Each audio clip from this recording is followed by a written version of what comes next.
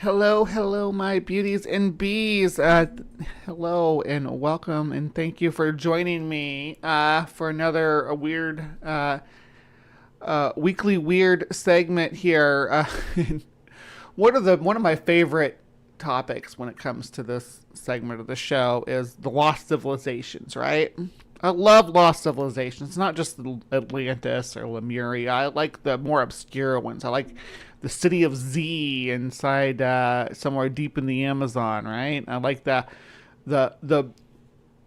secret, the lost pyramid and the Black Forest. I like all the. I like the sunken. I do like other sunken cities too. Don't get me wrong. It's the weirder, the more obscure, the better when it comes to lost civilizations, in my opinion. Right? Ones that nobody else has ever heard of or whatever, because I don't know, like you all know what I'm talking about. The supposed city under the Grand Canyon's a good example. Stuff like that. Antarctica is chock full of lost civilizations, but I digress. Uh, Sometimes they have a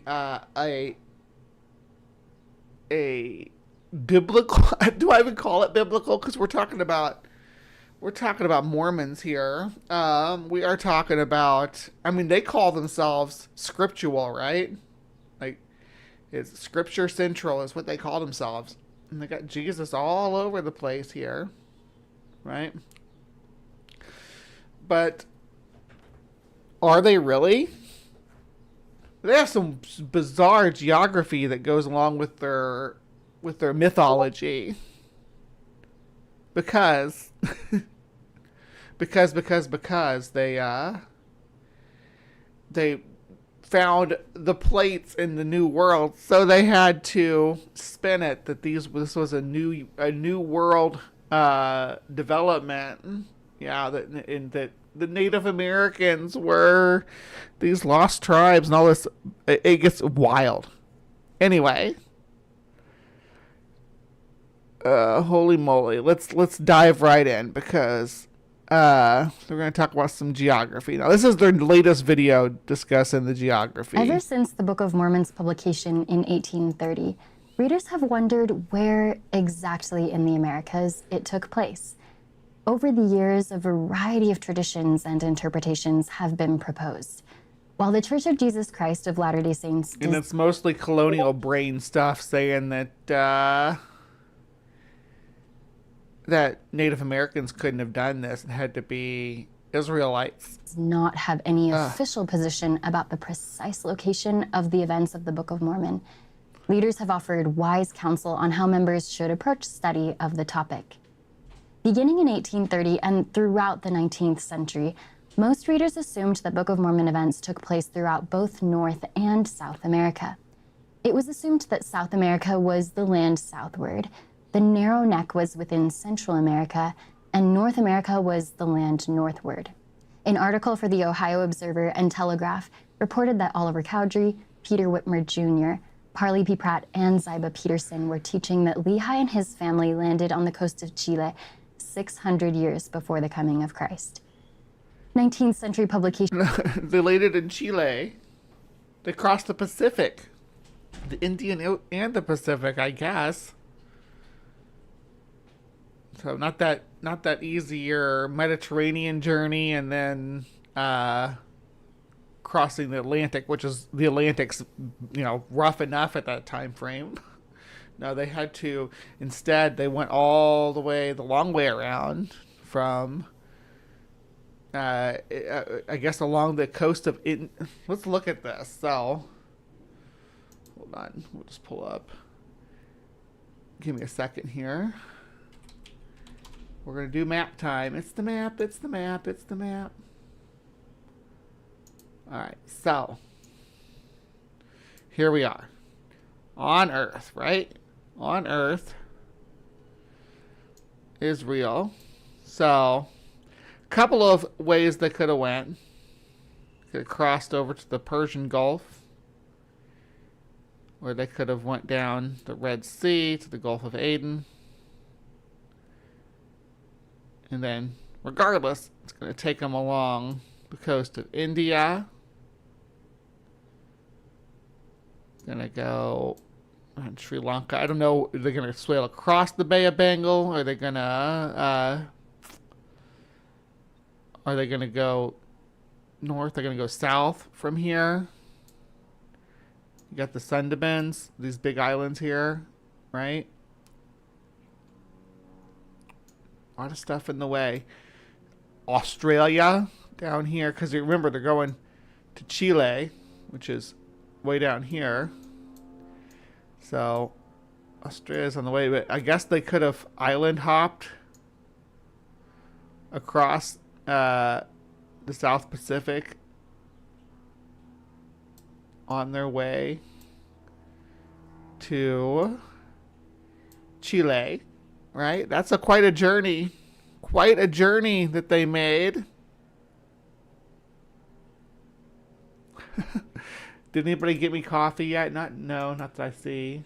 I only have those two places on there still. It was just kind of my fault, but because I haven't really looked too much at Grubhub, which you have to have. But the other way to go from Israel would have been, along this coast right here where there would have already been trade routes. I mean, not saying there wouldn't have been trade routes down along here and stuff too, but they got a long way to go beyond there. But they would have had, trade routes at least into the middle Mediterranean, right? You would think. Regardless, this is a lot calmer water to get through the pillars here. The Pillars of Hercules, the Strait of Gibraltar. This is where it gets rough, but even this, as rough as it might be, is nothing compared to that Indo-Pacific crossing. I mean, you could go down along West Africa, right? And even follow this path and get into like upper Brazil and stuff, or I think most journeys across the Atlantic go like this, that you go down, so you come into the Antilles, just because the way that the North Atlantic spirals, and then the South Atlantic spirals a different way. So going down here, you're literally carried across here if you're not careful, and you're literally carried across here if you're not careful. There's Inuit boats and stuff that washed up on the shores of Ireland. Anyway, so they took the long way though. They took this way. They took this route around over 50%, like I don't know, like this is like 70% of the planet. They took a long way around at a downward angle into the southern hemisphere to land in Chile. Okay. So suspension of disbelief suspended. Oh, there we go. Reflect a surprising variety of opinion among members and church leaders.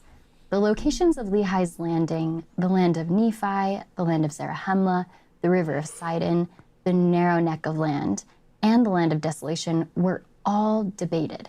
Even the location of the hill Cumorah, where the Jaredites and the Nephites were destroyed, was not considered a settled matter. Certainly many assumed it was at the hill in New York, but at least one person proposed that it was in Honduras. This wide diversity of views for most of the 19th century suggests that no one interpretation prevailed at that time.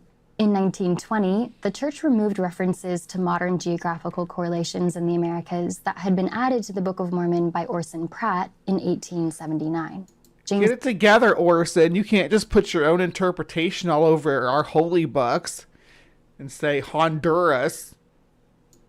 Talmage later explained that this was because after days listening to the presentation of the subject of Book of Mormon geography by various brethren, the Council of the 12 determined that since views differed as widely as the continent, the church could not authorize or... It's almost as if Joseph Smith was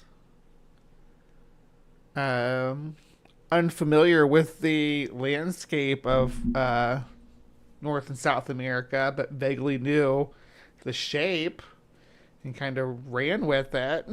Maybe we'll see that more. Approve the issuance of any map, chart, or text purporting to set forth as demonstrated facts relating to Book of Mormon lands. More recently, church leaders have provided additional counsel and direction. A statement on Book of Mormon geography that was prepared by the church... I would name the nameless thing F word. That's good. F word. Auto carrots. Yeah, under my name is BRE, not a name. Someone at work calls me Brianna. Says it's the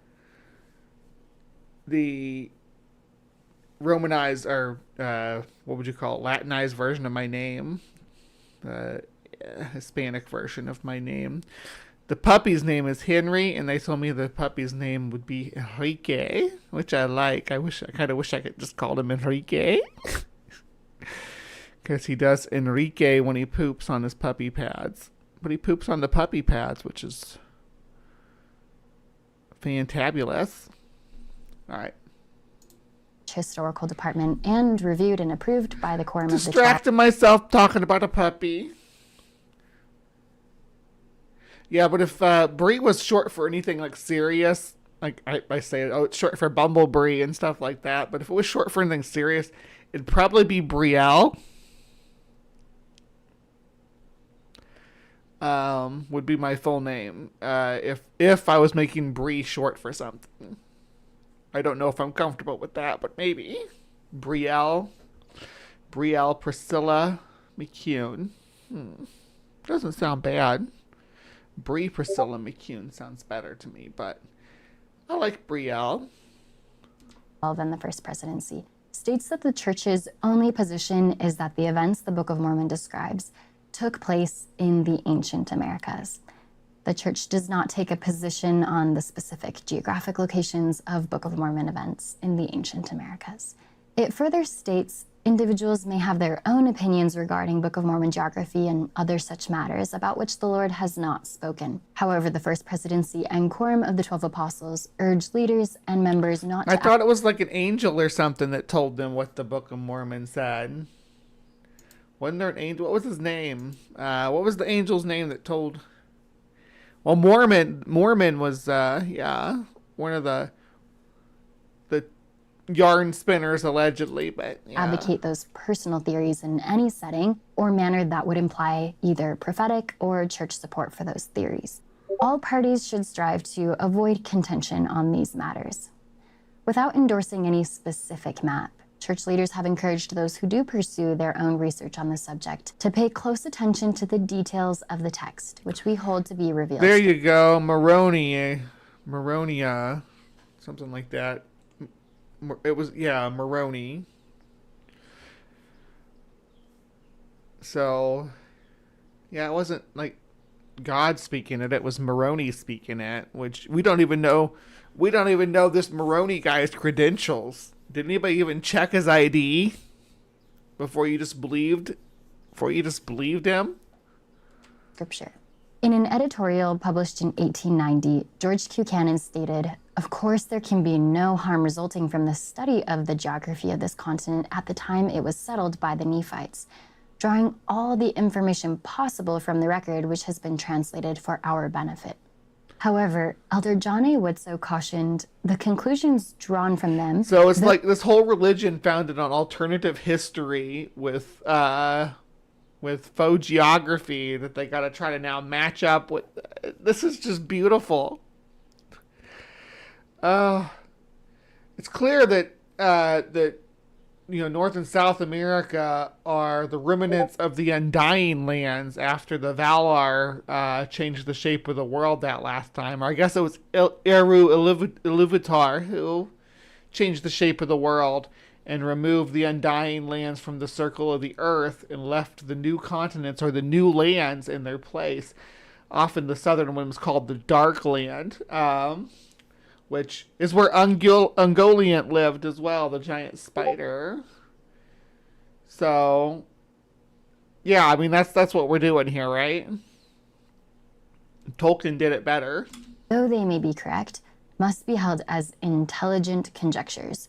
In Revelations to the early church, the Lord counseled the saints to study more diligently to obtain a knowledge of history, and of countries, and of kingdoms, of laws of God and man, as well as Stop showing Mesoamerican stuff as if it's part of your weird theology. These were real people with real culture that you cannot appropriate into your bizarro theology. Stop it. Stop it. of the best books, words of wisdom. Seek learning, even by study and also by faith, all for the salvation of Zion. In our day, Elder M. Russell Ballard stated that the best books should include the scriptures, the teachings of modern prophets and apostles, and the best Latter-day Saint scholarship available. Thus, studying Book of Mormon geography requires that we know the Book of Mormon itself. And I'm going to say Latter-day Saint scholarship, Tolkien scholarship, right? I have some J.R.R. Tolkien scholarship that I'm bringing to the table. So you want to argue that this was Zarahemla, I'm arguing it was Valimar, right?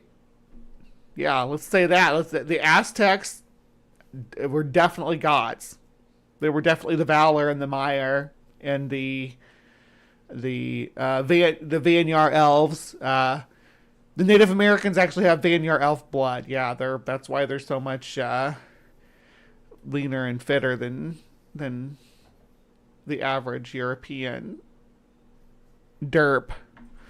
Let's have this nonsense. And that's what they do. They're literally like, oh yeah, the Native Americans are these other people, Nephites, I think they say they are. It's like, no, they aren't. They're people from they're descendant from people of the steppes of Northeast Asia. Well, and understand what it has to say about the subject. As we seek to better understand the Book of Mormon along with its geography, it is important to avoid placing issues of personal opinion and interpretation above gospel teachings. Mormon once lamented that at one point the Nephite members of the church began to be scornful one towards another, and they began to persecute those that did not believe according to their own will and pleasure. Whether our differences relate to politics, Book of Mormon geography, or other issues, we should never encourage a spirit of animosity towards those with whom we disagree or those who may not be persuaded by our own opinions. As saints, we can disagree respectfully without disparaging others or be. Isn't it great how they call themselves saints? No, they're not humble at all. Like, as saints, we do this. As saints, we do that. I hear the magic underwear scratchy. Becoming angry or cynical. Diligent study, accompanied by humility and anchored in faith that the Book of Mormon is true, is key to further knowledge and understanding of Book of Mormon geography and other scriptural subjects. I do like the red with the pearl earrings. That looks fabulous, and the pigtails are cute. I don't know. I'm not going to shame her appearance. I mean, my hair gets scraggly like that too from time to time. I think it might be right now. I don't know. Let me see. Boop. Is my hair scraggly? A little bit. I just kind of pinned it all up this morning. I was like, whatever. So, yeah. If you'd like to read the full No I article, click on the link in the description below. But this is the short one. This is the 5-minute one. Keep that in mind because they have an older video that I found while looking at this video. I mean, to be blunt with you, this channel, the Scripture Central, has a lot of chapters on Zarahemla. A lot of them. But not all of them are about the geography, and I'm interested in the geography. So that's where we went. We're actually going to watch this one right here with these smiling chaps on the green screen, not being used for green screen. I don't know why. Oh, okay. They do eventually. Okay. Yeah. All right, let's give them the floor and hope they don't bore us to death. Gentlemen? Today we're doing a special episode on Book of Mormon geography. We're doing something a little bit different. You can see behind us, we got a green screen. Oh, they We'll acknowledge be it. spending time with maps that help you to better understand. I love maps.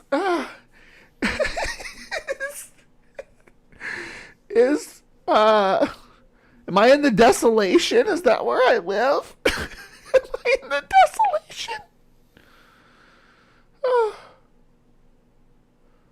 I like how there's a city called Moron. That's where Moroni's from. There's like, if you look at it like that, this is Central America, this is North America and South America. This has to be Mexico, right? Mexico, maybe southwestern United States. That they're calling the desolation up here. The message of the Book of Mormon. And before we jump in, Tyler and I would like to share just a bit of our story of how we met and how we got involved in building products to help people better engage with the I don't want scriptures. to hear about that. Both of us came on board at BYU. I was 2009, 2010. 2010. I guess that's And their credentials. when we That's first fine. met, we discovered we both had this deep love, not only for I don't know. I can skip over this because it is chaptered out. Do y'all care about their credentials? I mean, it's just them talking about, who they are and.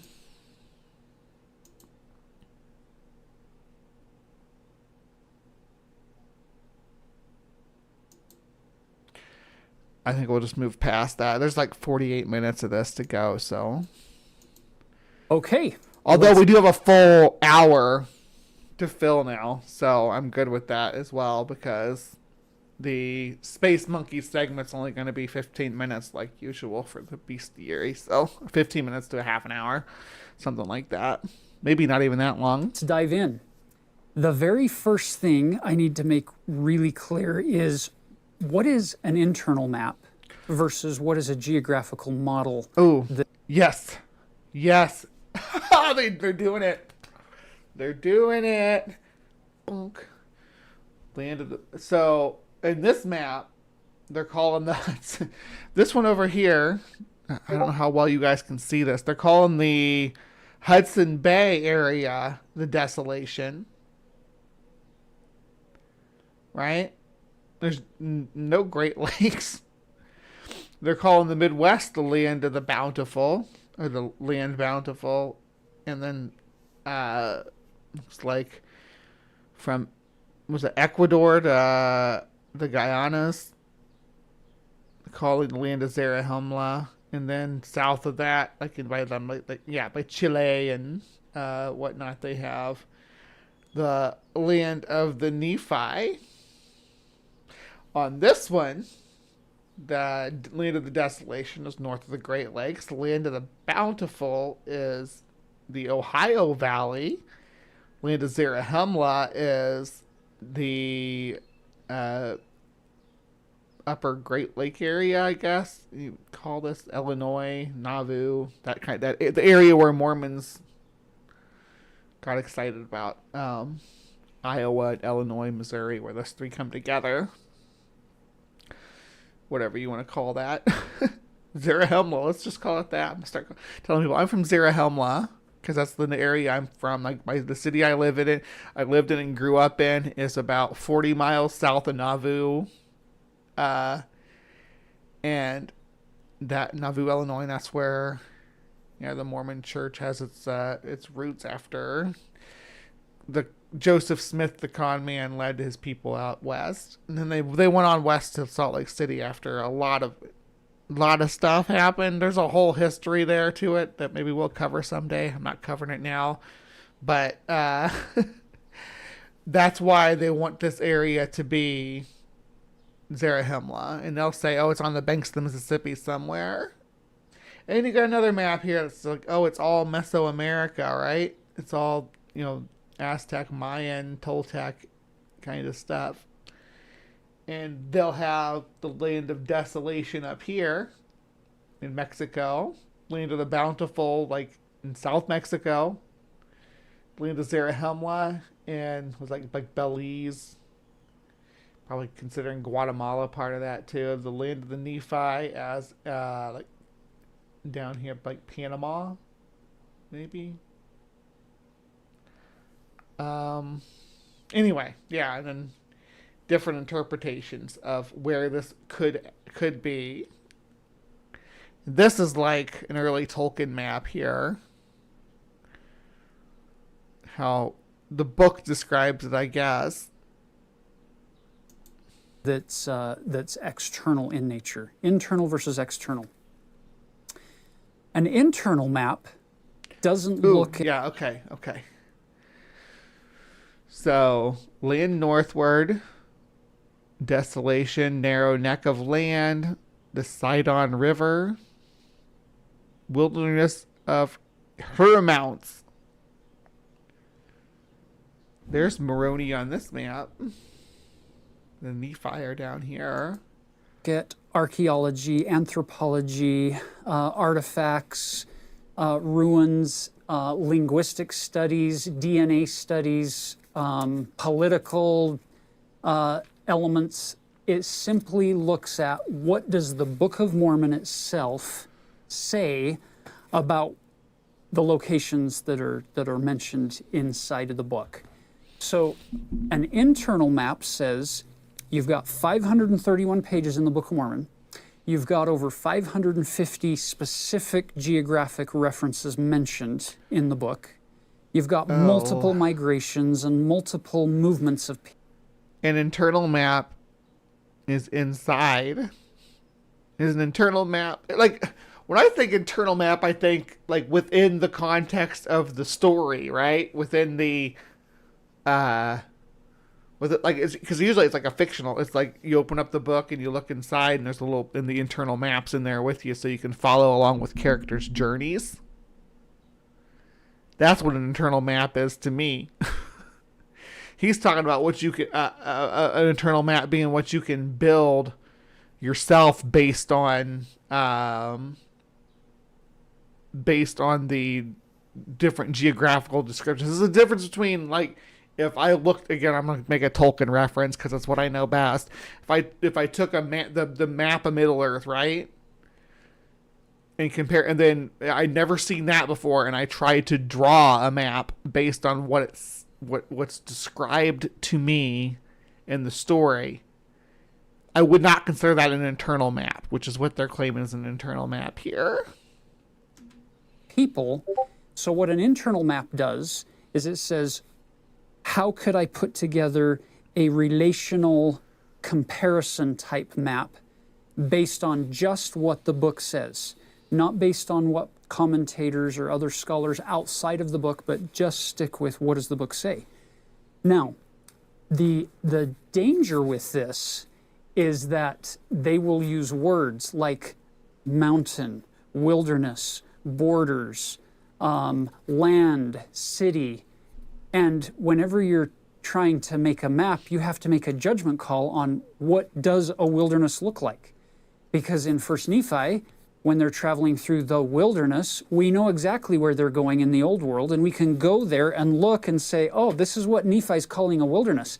It's a desert. There's not a lot of that type of land in the New World, but we're using the same word wilderness and wilderness, so it leaves this ambiguity of, is it mountainous? Is it unincorporated government land that nobody's claimed yet? Is it jungle? Is it swamp? Is it... You see the problem? It can be a variety of things. Yeah, because you use vague terms like wilderness, you don't have to commit to anything. So when we make this map, an internal map, there are going to be some judgments that are or some conclusions that are drawn that may be totally off because we didn't understand what Mormon or Moroni meant when they wrote what they wrote in the book. So Damn it, Moroni, can you be more clear? Can you tell us where it is adjacent to the Gulf of Mexico? It's very important that we use the Gulf of Mexico as a routing point because it's been consistently called the Gulf of Mexico as long as people have been visiting the Gulf of Mexico in the New World. So if Moroni could just tell us where everything is adjacent to the Gulf of Mexico, then we might be able to decide where all these locations are compared to real life, real world physical locations. People might wonder, why even do this in the first place? Why do an internal map? Why not just skip geography, since the main point of the book isn't geography? It's another testament of Jesus Christ. So why do that? Having taught it's in so weird to say that when geography is so important to both the Old and New Testament. Like, for all the events that happen in there, there's geographical locations that make a difference to the way the gospel's interpreted, and where and what holy locations people visit in the Fertile Crescent as their holy land, right? Religious education for over 2 decades now, I've noticed a pattern with my students that there are some sticking points. That's me right now listening to you talk about this. There are some pain points when it comes to reading and understanding and engaging with the Book of Mormon. And they're pretty predictable after a while. You notice that many students struggle when we get into the Isaiah chapters. They struggle when we start talking about the various plates in the Book of Mormon. They struggle, yeah. I wonder why. Why do people struggle with the golden plates? Why is that such a struggle for people? Struggle. Not all of them, but it's a general pattern that many of them struggle when it comes to describing the geography and getting an image in their mind of what's going on. They struggle when the book starts talking about the house of Israel and the Abrahamic covenant, and they start to feel a little... I know about Deseretta too, or Deseret, I guess, yeah. Sometimes something Hive related. The Mormons wanted to call Utah Deseret, which is a word in the Book of Mormon that supposedly means honeybee. The current state flag of Utah has a beehive on it because of this. Yeah, they had a lot of political influence in Utah because there wasn't a lot of competition for political influence in Utah. But I actually do like that name, Deseret. It's pretty.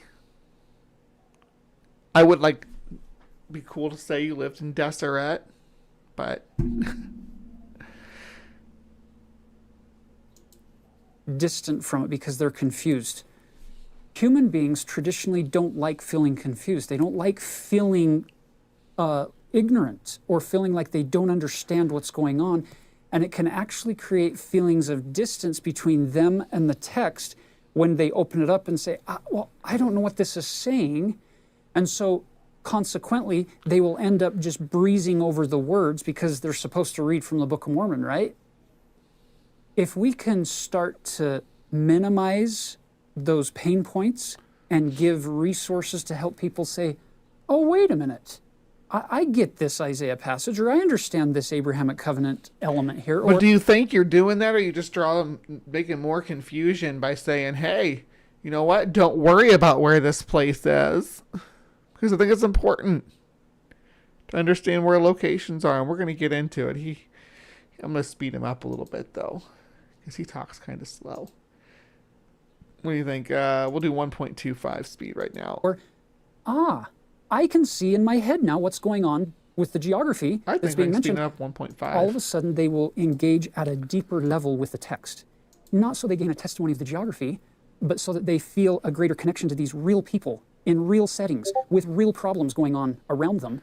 And in so engaging, they will... Was that from some of the Mormon movies? I know that there's Mormon movies.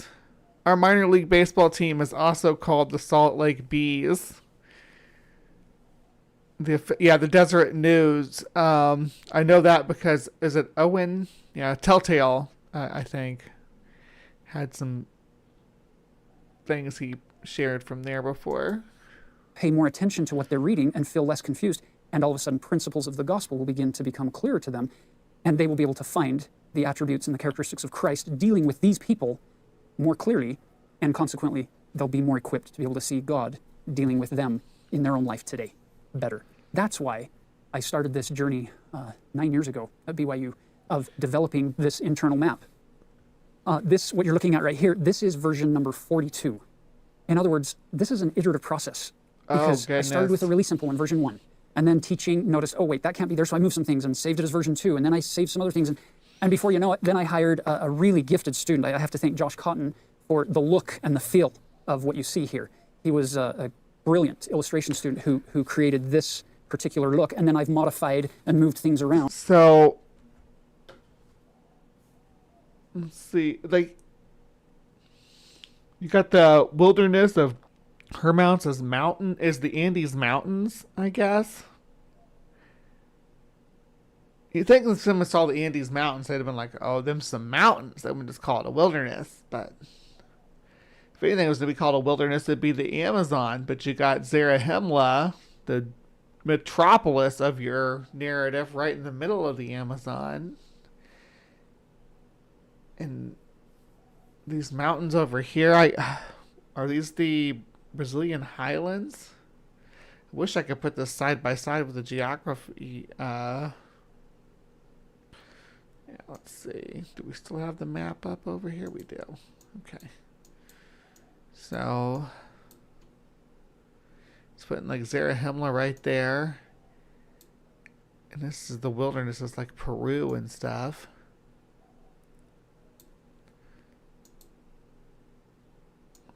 Bring this over here. All right, so let's compare.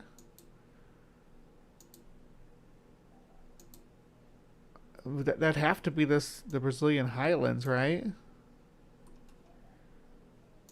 That would have to be. I would think. Based on multiple passes through the Book of Mormon since then. Hence, version 42. Implication is, I'm already working on version 43 because as you keep going through, you realize, ooh, I need to move this a little bit over here to make a little better sense for this particular story that I had overlooked before regarding that particular geographic reference. One other thing, and then we're diving in. When you read a story like The Chronicles of Narnia or J.R.R. Tolkien's series of The Lord of the Rings. Another Lord of the Rings drop. I was all about that. The trilogy. You'll notice that for these authors, Tolkien and Lewis, Number 42. Oh my gosh, you're right. Number 42 is very Hitchhiker's Guide. So, that should be the final one then. That's the meaning of the universe. Either in the front or the back of the book, they have maps. They have a big general map of all the land, and then they'll give you some more detailed maps sometimes, zoomed in. That's what we're going to try to do here. Same thing with Narnia. Sometimes it's a beautiful colored map at the back, and sometimes it's a simple map at the beginning to give you the labels. The point isn't the map. The point is to give you an anchor point in your mind to connect the different parts of the story so that you can go on a journey. The point is the map. I love the maps in these books. The internal map is supposed to be accurate to the story, except for if it's specifically supposed to be an in-story map. Like this is the map that... Good example, good comparison for Tolkien here. The map in The Hobbit is actually supposed to be the physical map that Gandalf and Thorin used to navigate to the Lonely Mountain with the riddles to open up the gate and everything. It's supposed to be that actual map. That's why east is north on that map, because that's the way dwarf maps were set up, you know. But the maps in Lord of the Rings and the Silmarillion are supposed to be physical maps of the world as it actually appeared. I love maps. You all know that. Journey on a quest with these characters, and it makes it so that you can visualize the story better. In this case, this is fiction. In the case of the Book of Mormon, it's nonfiction. These are real people. These are real locations. And the day will come when God will reveal to us exactly where all of these locations are. But until that day comes, we're sticking with the prophets of God who say, don't fight, don't contend over differences of opinion on external geography models. We're going to stick with the internal version and stay geography neutral, but try to at least draw some attention to the relational distances and differences between these different elements in hopes that you'll be able to have a better experience in your journey. Yeah, that's what I would have probably done too had I been in a Mormon church, I probably would have spent a lot of time looking at the maps in the book. I'm sure I would have. Through this book. So as we get ready to actually dive into some scriptures in the Book of Mormon that talk about the geographical relationships, I need to make this really clear. My job is not to attack anybody's external geographical study of where the book might have taken place. That's not what I'm trying to do. There are people who believe with all their mind and all their heart that the book took place in North America. Others believe that it took place in Baja California. Others believe that it took place in one of 8 kind of general classifications in Mesoamerica. Others believe it took place in South America. And my job is not to point out flaws or problems or issues with The Baja California one's kind of interesting. any of those models. I'm simply trying to stay in the book. And by default, the idea here is that this is an internal map that shouldn't look like anywhere on the planet. Some have looked at it and said, hey, that looks like South America, this shape here. If that's the case, that was totally unintentional. And you'll see why it's shaped that way based on our first block that we're going to read in Alma 22. But the point is, you should be able to take this model. It's intended to be elastic or flexible. If you want, you can twist it onto its side or turn it onto this other side or pull it here or compress it here or push it in here and stretch it out there to fit whatever external geographical model you prefer. That's the intent of an internal map. Just make sure you keep some of these critical relational distances and comparisons between different features intact as you do your skewing and twisting and pulling it to fit whatever geographic model you prefer. So, as we have been what is the Hill of Shem? Oh, goodness. going through the Come Follow Me curriculum this year, you've noticed we've been using this map on occasion, but now we're coming to sections of the Book of Mormon where there's a lot of movement and a lot of migration and a lot happening with these people. And rather than having that be confused, Bro up in here and saying he didn't intentionally make this look like South America down here. Even though it's missing the Gulf of Mexico.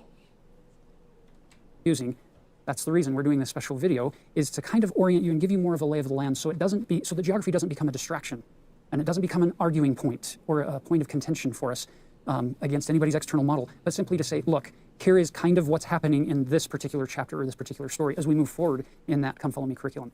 So initially, let me just orient you on the overall map. Up north is the land northward.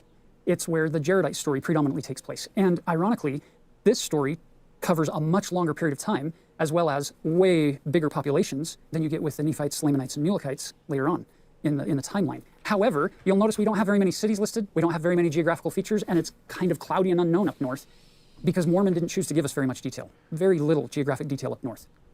Is that north like North America? Where you have to give us some kind of, calling it cloudy.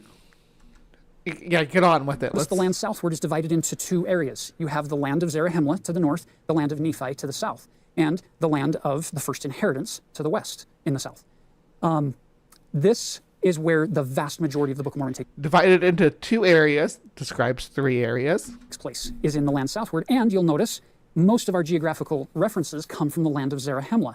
That would just make sense because it's coming from Mormon, who is the captain of the Nephite armies, starting at age 15 in his 16th year, it's 15 years old, until the last battle. So for all those years, he's doing all of this movement, and then the southern parts of the land northward. Consequently, he's giving you a lot more detail and detailed descriptions of geographical references in the land of Zarahemla. Now, having said that, as you look into the south, is the land Zarahemla? of Nephi, we want to know where it is, dude. Cities here.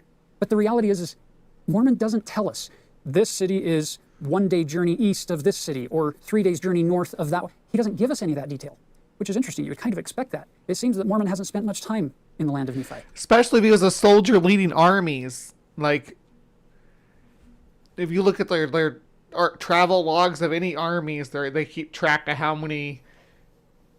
Some of our measurements of time are even, I know we don't use it a lot now, but like a fortnight is 2 weeks.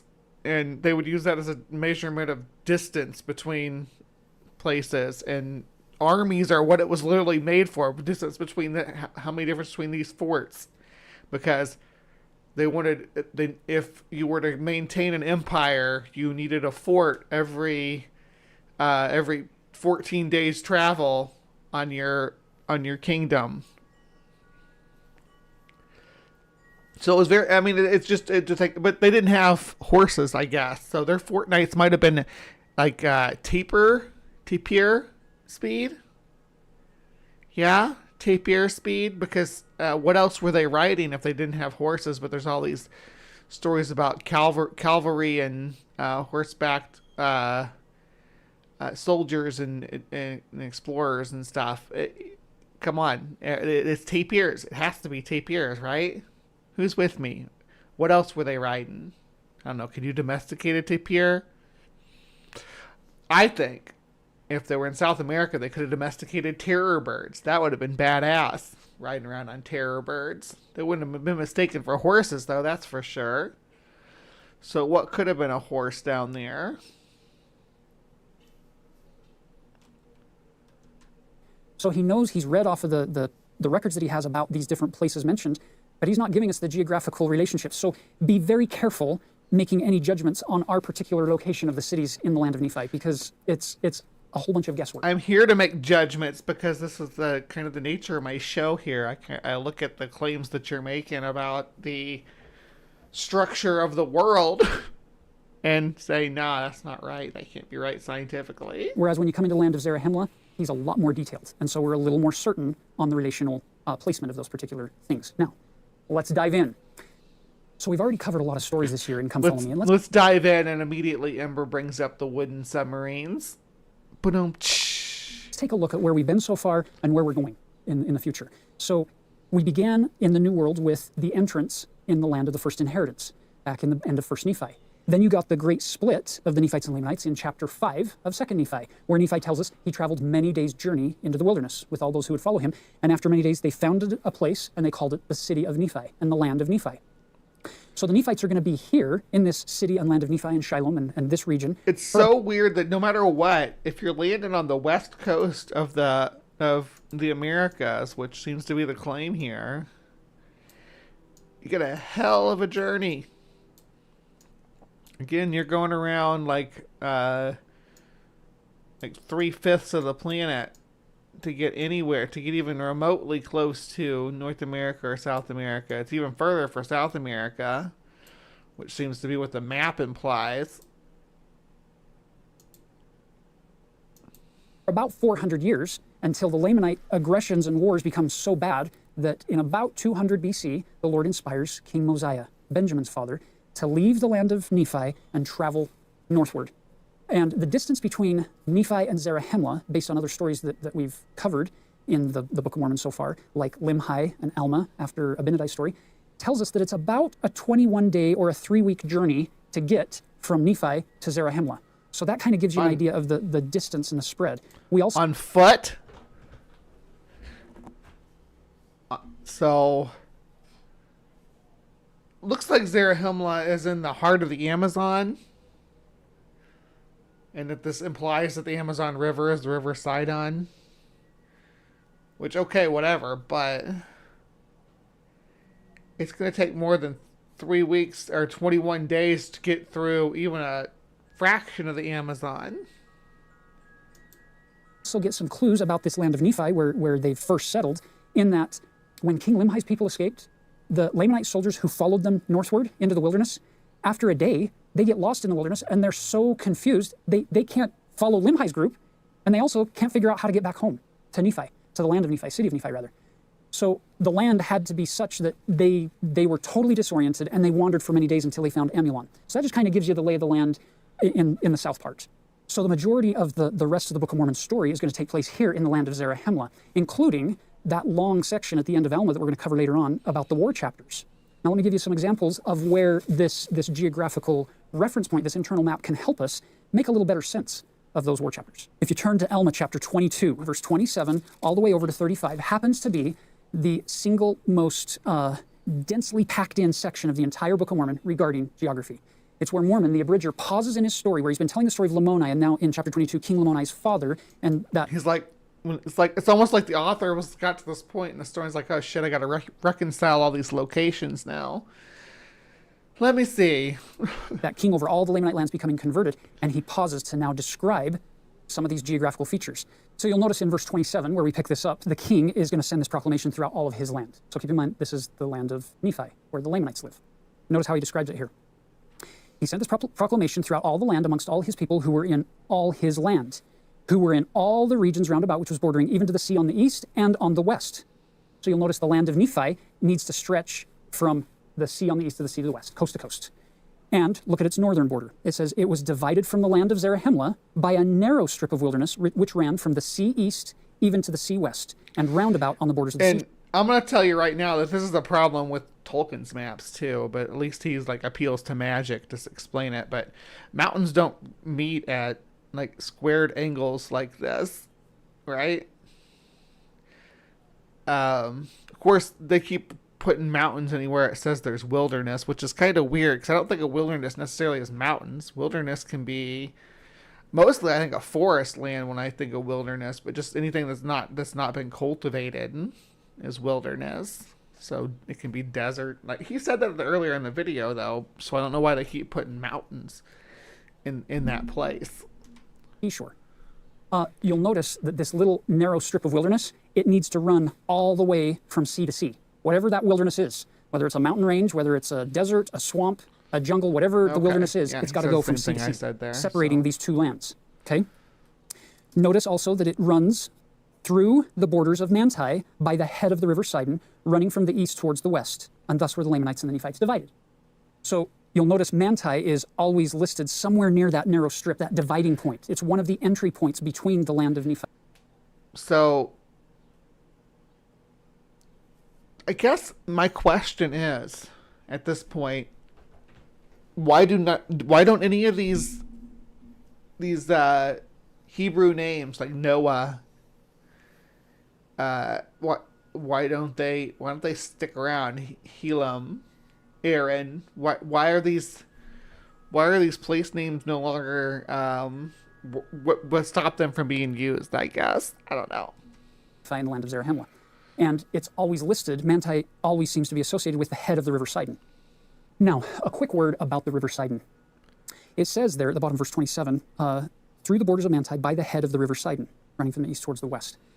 You could interpret the word head of the river as a confluence. In antiquity, they would do that. They would see a confluence as a head of the river or a branching point of a river, like in the book of Genesis, after the creation, the river that came forth, and it formed a head that went into 4 different directions. So it can be a spreading out point, or it can be a beginning point, or it can be a confluence point. However you want to interpret that, totally fine. We have chosen on... It's like just fill in the blank. This is like Mad Libs geography, you guys. Just fill in the blank with however you want to be. This particular map to depict the head of the river being the beginning point of the river flowing from the east towards the west in the region of Manti near the narrow strip of wilderness. From the east to the west. Again, you're seeing lots of judgment calls have to be made as you're doing this, and that's all they are. They're not absolute truths. They're judgment. Your map doesn't show it going from the east to the west, dude. Unless you think that rivers are fed by the sea into the land, which would be really weird. He did say that, right? I didn't mishear him. The narrow strip of wilderness, based on this. Again, you're seeing lots of judgment calls have to be made as you're doing this, and that's all they are. They're not absolute truths. They're judgment calls. Look at verse 28. Now the more idle part of the Lamanites lived in the wilderness and dwelled in tents, and they spread through the wilderness on the west in the land of Nephi, over here, yea, and also on the west in the land of Zarahemla. So there's a wilderness on the west in Nephi and a wilderness on the west in Zarahemla. Notice also that it spreads in the borders by the seashore and on the west of the land of Nephi. Did I go back far enough? As you're doing this, and that's all they are. They're not based on...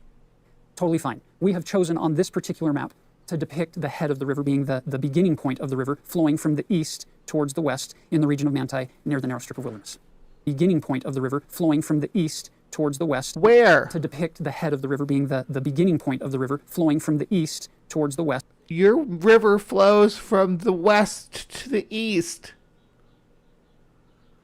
Am I losing my mind here? Like, he even has it labeled West Sea, East Sea, and the river flows. It flows north for quite a bit, and there is some places where it goes west, or more, I would say more northwest. But inevitably, it flows into the Sea of the East. Am I losing my mind here? west in the region of Manti near the narrow strip of wilderness, based on this. Again, you're seeing lots of judgment calls have to be made as you're doing this, and that's all they are. They're not absolute truths. They're judgment calls. Look at verse 28. Now the more idle part of the Lamanites lived in the wilderness and dwelled in tents, and they spread through the wilderness on the west in the land of Nephi, over here, yea, and also on the west in the land of Zarahemla. So there's a wilderness on the west in Nephi and a wilderness on the west in Zarahemla.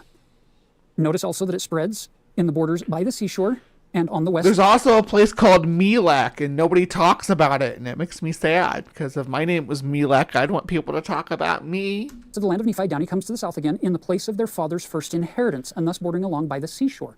So he's describing this whole western front, it seems, in this segment, where there are wildernesses, and the Lamanites are dwelling in tents there, and even down to the point of the land of the first inheritance, which seems to be on the west of the land of Nephi.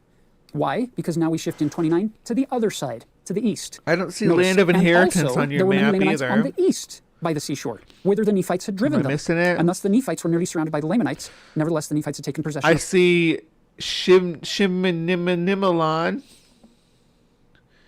Shimnilon? all the northern parts of the land. So you'll notice that the Nephites have possession of the land of Zarahemla on the north, and there's the wilderness on the west, there's a wilderness on the east, and then there's the narrow strip of wilderness that separates Zarahemla from the land of Nephi.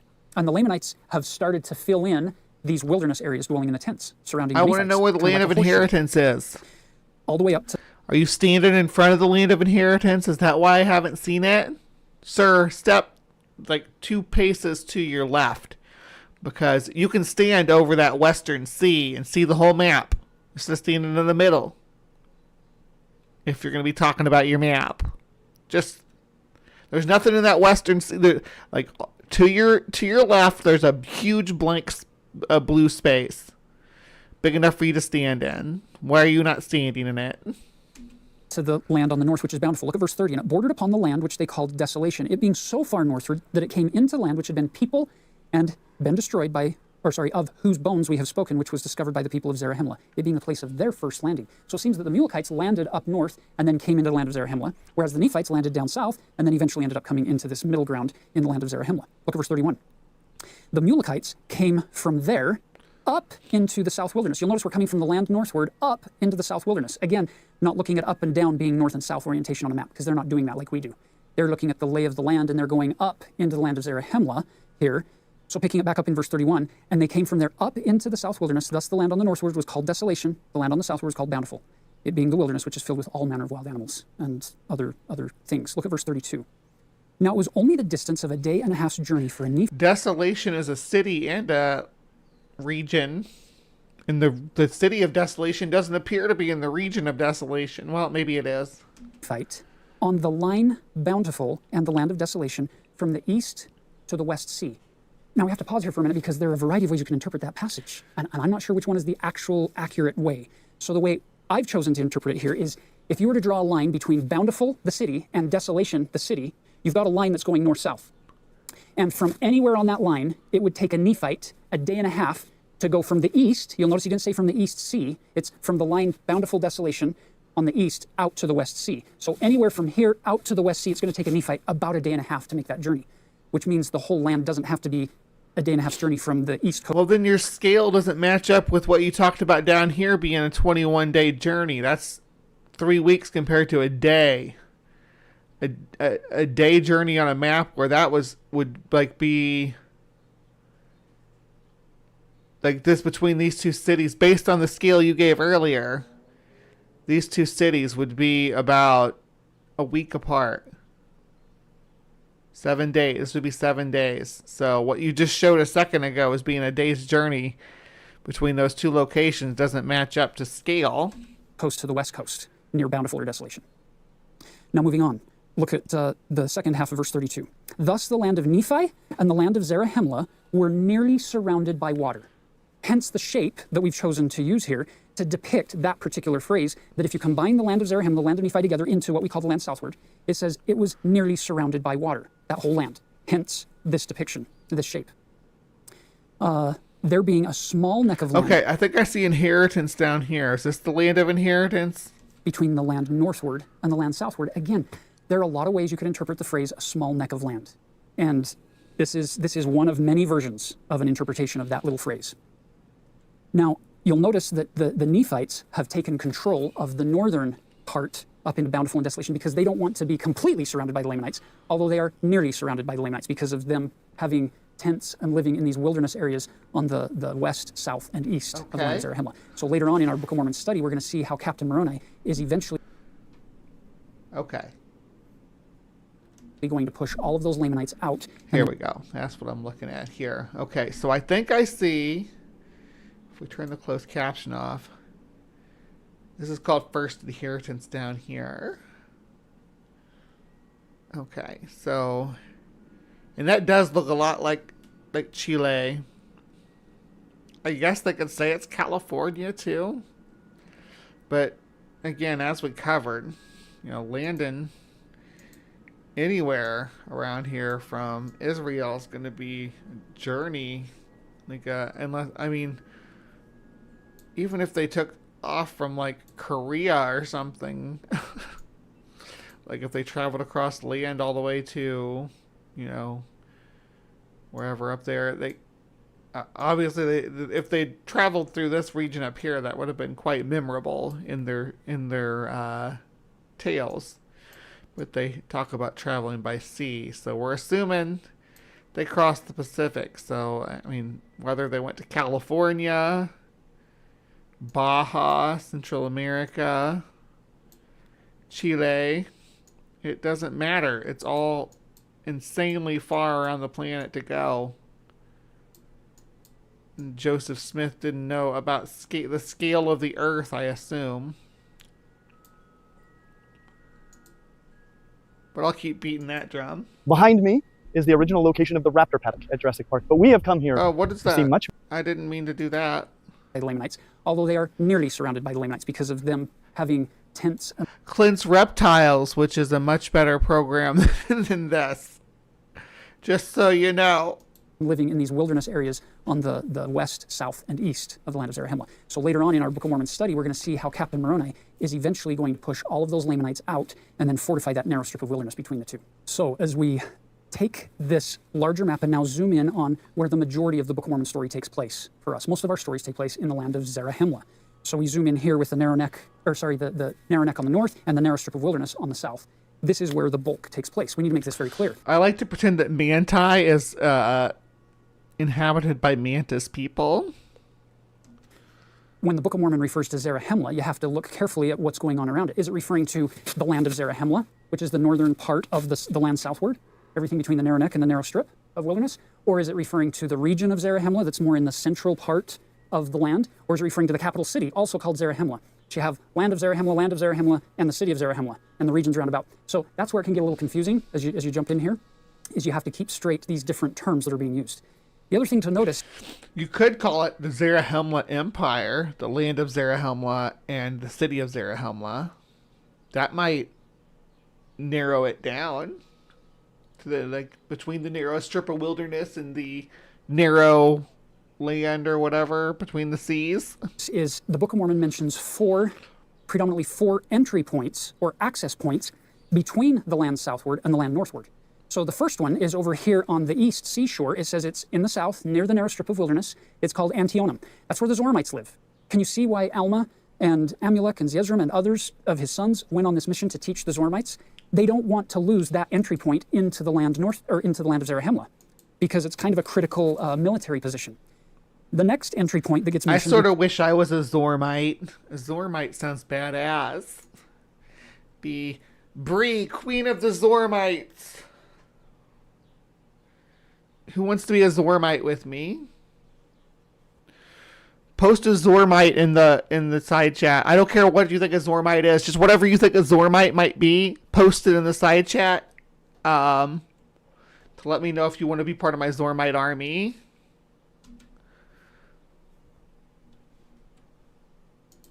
Repeatedly in the Book of Mormon is the land of Manti. So there's traffic going both directions. That's where the Mantis people live, in the land of Manti. They have a strong allyship with the Zormites. We actually ride Manti into battle because we don't have horses.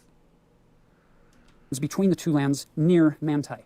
The other one is over here near Antipara. You're going to get some entry points into the land of Zarahemla. Okay, John Fapiano, have a good one. At Antipara. And this one is a little more difficult. It's up north. It's on the western side. Ammonihah, there's no entry point mentioned between the Lamanites ever coming into the city of Nelik. You can tell me about their boring interpretation of the Zoramites, but I'm going to tell you right now that my interpretation of the Zoramites are mighty, and we have, we bond with mystical creatures, and have epic duels. A Mantite. Oh, we got a Mantite in the side chat. Ember's a Mantite. That's why we have such a strong allyship. We're told is over west of Sidon, over against the West Wilderness. And it's west of Zarahemla as well. So that's why we depict it over here, but there's never any entry point there. By the way, isn't it beautiful that when the war chapters are going to start, Captain Moroni is going to move the stripling warriors' families, the anti-Nephi Lehis, from Jershon, which is here on the east, he's going to move them over to Melek, which is the safest place for pacifists to live, because it's in the center of the land and there's no seeming entry point there. It's the safest place to keep them preserved, because this is going to be a major battlefront, and he knows that. So Ammonihah up here on the north, so it's the fourth entry point that is... Again, this is talking about military strategy and stuff, and they didn't give distances. That's so weird. I guess it's no weirder than what Moses wandering in the desert for 40 years in a journey that takes like 4 days. That is mentioned, and it becomes pretty significant in a couple of different chapters. So those are the points. Now watch. When the war chapters begin, let me give you one demonstration of how we put the map together the way we did. So if you go to chapter 51, you're going to see that up to this point, from Alma 43 through 51, Captain Moroni has been able to defend the Nephite lands and build fortifications to the point where the Lamanites keep trying, but they're not very successful at taking over the land until we get to chapter 51. So let me give you an example of the types of exercises. The Lamanites are the Native Americans that we have today, by the way. So they get to be the villains of the story. You go through when trying to make sense geographically. And I'll give you a really kind of an obvious example. In Alma chapter 51, verse 26, you have Amalickiah, who has brought his armies. Numerous hosts of the Lamanites have come in, and they've taken over the city of Moroni, here on the southeast part of the lands of Nephi, because those Zoramites actually became confederate and invited them in. And in the meantime, all of these cities that are fortified by Captain Moroni have had to have their soldiers, many of their soldiers, pulled out to come to the center of the land to fight a civil war against the kingmen who have risen up. And so it's because of internal fighting that has now opened up the door for Amalickiah, the enemy, to come in and take over these strongholds. Now watch what happens in verse 26. Look at the map. Look closely as I progress here. Thus he, Amalickiah, went on taking possession of many cities, the city of Nephihah, the city of Lehi, the city of Morianton, the city of Omner, and the city of Gid, and the city of Mulek, all of which were on the east borders by the seashore. So you can see why it's...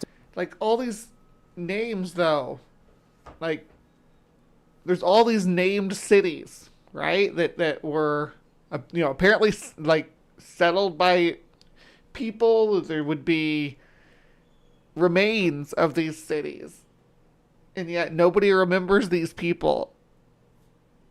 It's supposed to be in North America somewhere. No one remembers them. There's no ruins of Israelite cities, and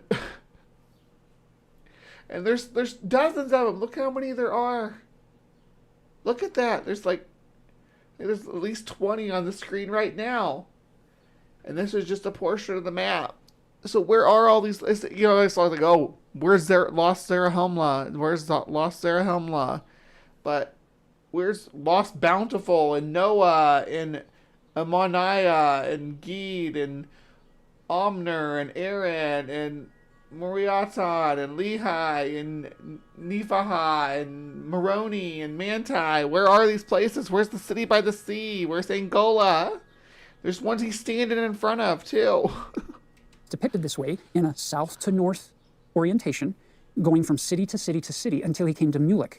And now you notice in verse 28, it came to pass that they marched to the borders of the land bountiful, driving the Nephites before them and slaying them. The whole goal of Amalickiah is to take over all these fortified cities and then eventually get to Bountiful so that he can now control the north, which gives him the access to the land northward, thus creating this trap all the way around the Nephites. Well, it's here in this story where Captain Moroni sends Teancum and his men up here between Bountiful and Mulek to head off that attack from Amalickiah's men to prevent them from getting to Bountiful. They have an incredible battle that day, and you'll notice the wording that night they were tired. Verse 32. It was dark. Teancum. I'm still looking at this, trying to figure out, like, coastal cities. Coastal cities will be probably easier to find with modern technology, but we're finding like Aztec ruins and stuff in the heart of the jungle. We're finding Toltec ruins and things like that as well. You think we're going to find Zarahemla? Is Zarahemla like the G spot in a man? Something like that, yeah? Had caused his men to pitch their tents in the borders of the land Bountiful, and Amalickiah did pitch his tents in the borders on the beach by the seashore. And after this manner were they driven. So you have this battle that took place, and now Amalickiah's armies camped on the beach here on the east, and Teancum's men are camped in the borders of the land Bountiful. Not of the city Bountiful, but of the land Bountiful. And we don't know exactly how big the land Bountiful is. It could be stretched out to be much bigger than this depiction. That's fine. But Teancum's men are in the borders of Bountiful, while Amalickiah's are on the beach. And it's that night when Teancum's going to go and kill Amalickiah. And we'll talk about that in a future Come Follow Me video when we get to it. And see, they're appropriating Mesoamerican style and architecture and art, clothes and weaponry. Just stop. It's gross. So why does any of this matter? You can see that for these very real people in this very real setting, the concern of, oh no, we just lost our entire eastern front. Not just our eastern front, but eastern strongholds and fortifications. And you'll notice that Captain Moroni at that point doesn't throw his hands up in desperation and give up. And he doesn't try to take back all of the cities at the same time. This is really helpful for me and for my family as we study these stories and study the Book of Mormon, to see the hand of the Lord working with these people who have lost a great deal of ground in their efforts to progress as a society. And he helps them focus on, let's reclaim and retake this ground one city at a time. So from 51 moving forward, you're going to watch Captain Moroni focus on one city at a time, beginning with Mulek, and then Gid. And he's going to work his way south, pushing. Did he use the wooden submarines? I hope he did. Use those wooden submarines to reclaim those cities. How did he lose those cities if he had wooden submarines, though? That's the question. The enemy back out of his lands. And there's something powerful there to tie us back in to the gospel of Jesus Christ and to the strength of the Savior in helping us not just keep sin and addiction. What does Jesus have to do with any of this? I mean, I know that these were allegedly Christians or whatever. I guess this was before Christians, though. So, because they said this like 600 years or something. There's no 60 years, I think it was, before Christ, something like that. And temptation out of our lives, but how to remove it with his help, with his grace, once it's taken hold or taken root into certain parts of our character or our family as we move forward. Yes, gopher wood is the unobtainium of the Abraham verse, right? It's the vibranium of the Abraham verse. Maybe it's the adamantium, I don't know, but maybe it's more like kryptonite. It's hard to say. Now, if you think it's bad to lose your whole eastern side, turn over to chapter 56 of Elma and look at 56:13. Now, these are the cities of which the Lamanites have obtained possession by the shedding of the blood of so many of our valiant men. The land of Manti, and the city of Manti, and the city of Zeezrom, and the city of Cumeni, and the city of the Mantis people will rise. Antipara. So, again, I don't know if Mormon intended for it to be depicted this way, but we know that Manti is one of the entry points. We know that Antipara is on the west as an entry point, and so I've filled in the blanks with Zeezrom and Cumeni in an east to west flow. So now, if you look at the map, we've lost our eastern seashore, our whole eastern border, and now we've also lost our southern front. We are in trouble. And so what happens is why is it we? The we? You are not one of these people. You are a European dude who came from European stock. Well, maybe you have some Native American ancestry. I don't know. But what's this we crap? This story is how Helaman and and those 2,000 stripling warriors help to reclaim these lands in the south. And we'll talk at length about one of the stories with the stripling warriors and their efforts to retake the city Antipara when we get to that chapter in the All right, this guy's putting me to So at sleep the ending now. of the war, there is this interesting migration that occurs that Mormon informs us of in Alma 63. Notice he says, it came to pass that in the 30 and 7th year of the reign of the judges, there was a large company of men, even to the amount of 5,400 men. This is like fan fiction, though, right? This is not like so like the Old Testament would be like the original mythology, right? And then the New Testament was built on that in Israel after the life of Jesus Christ. Really took off in Greece, though, and then this comes from this nonsense comes from the 19th century, which is an attempt to make a third edition to that series and make it a full-on trilogy of nonsense. But the people who wrote the first two installments didn't make up their own world for that stuff to take place in. They just used the local setting. With their wives and their children, departed out of the land of Zarahemla into the land which was northward. They're leaving. They go to the land northward, out of Zarahemla. Not only that, but verse 5 introduces you to this character in the story called Hagoth, who goes to the West Sea by the narrow neck, which led into the land northward, which was on the borders of the land Bountiful. So you've noticed now, combining this story with one back in Alma 51 and 52, that the land Bountiful has a reference point to the West Sea and a reference point to the East Sea. So he builds a large ship and takes people where? They went into the land northward. It came back, he built that, or he filled it again and built other ships, and they all went northward, and they were never heard of again. So you get major migrations in Alma 63. Then you turn over to Helaman 3. Once again, you get huge numbers of people migrating. Go up to the desolation of Smog, or the desolation of Moroni, or whatever we want to call it. Desolation of Moron. Look, because Moron's right there.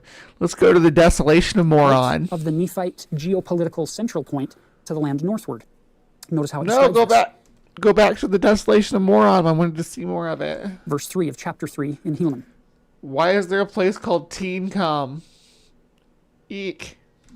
It came to pass that in the 46th, yea, there was much contention and many dissensions, in the which there were an exceedingly great many who departed out of the land of Zarahemla and went forth unto the land northward to inherit the land. Now, where did they go?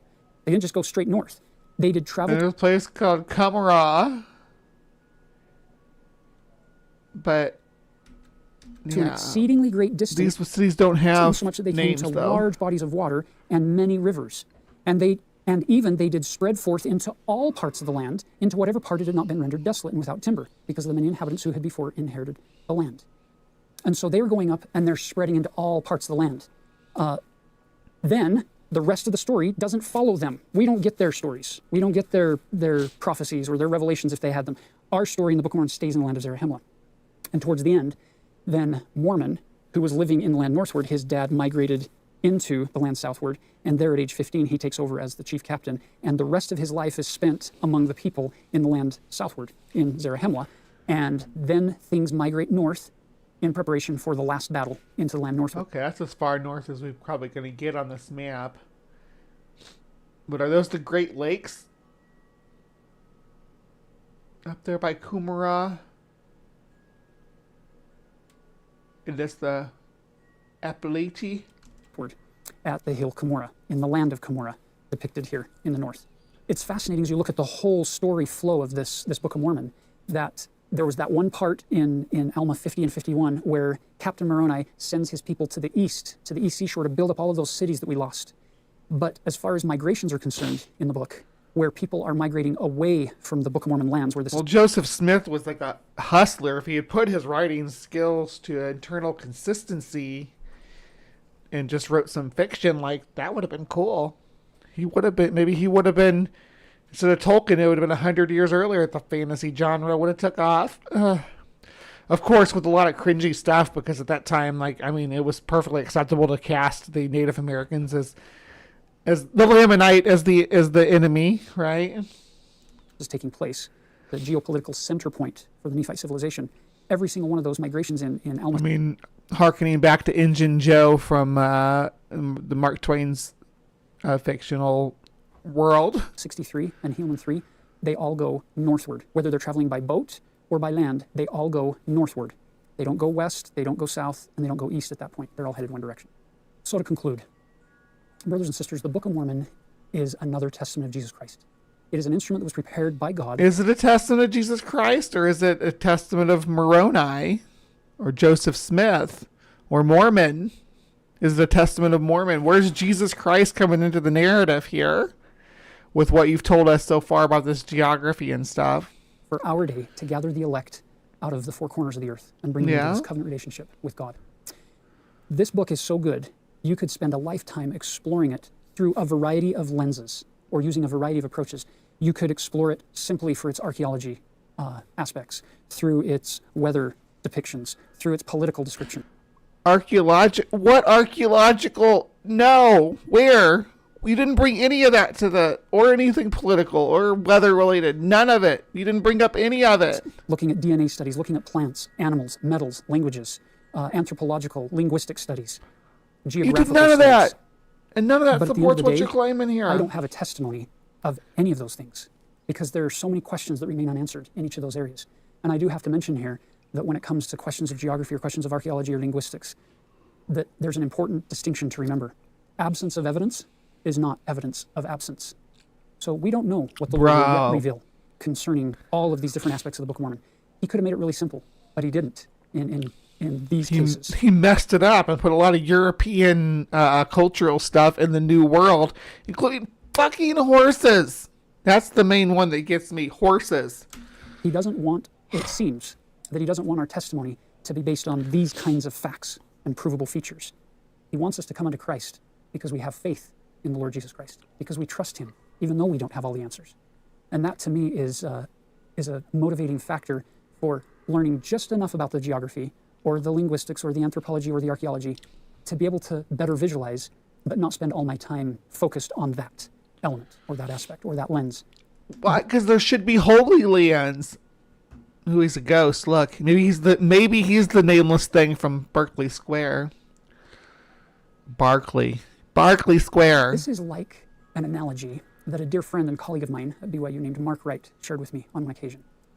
If we're not careful, we will spend so much time studying these side aspects of the book that he's telling you not to worry. He's like, oh, the geography doesn't match up. Don't worry about it. You know, there's these holy sites. Oh, well, we'll never know where they are. We want to appropriate Native American sites into our theology. Sure, why not? Even though they still have descendants walking the earth to this day who say, no, our ancestors built that. Nope, the Mormons are gonna say, no, we came in and built that. Yeah, that was our construction. What the actual so this was today's journey to Zarahemla, brought to you by Scripture Center. Let me actually go back here. There we are. These people. Scripture Central. They have a website too. Let's check it out.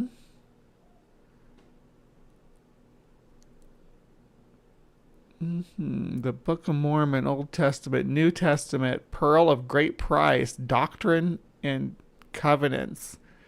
Read Scripture right here on the website. Is there anything that's going to tell me where Zarahemla is? Evidence Central.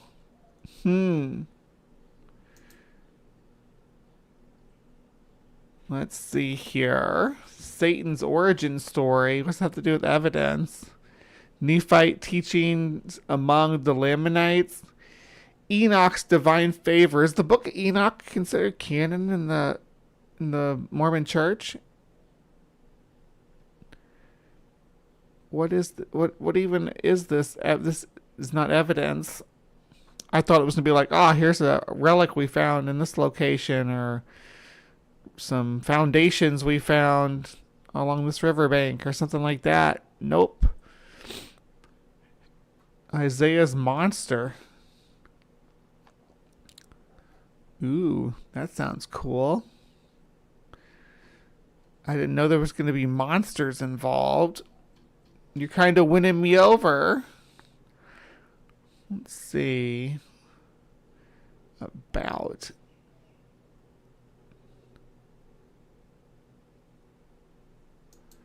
Is there really the about page? Is okay. About us.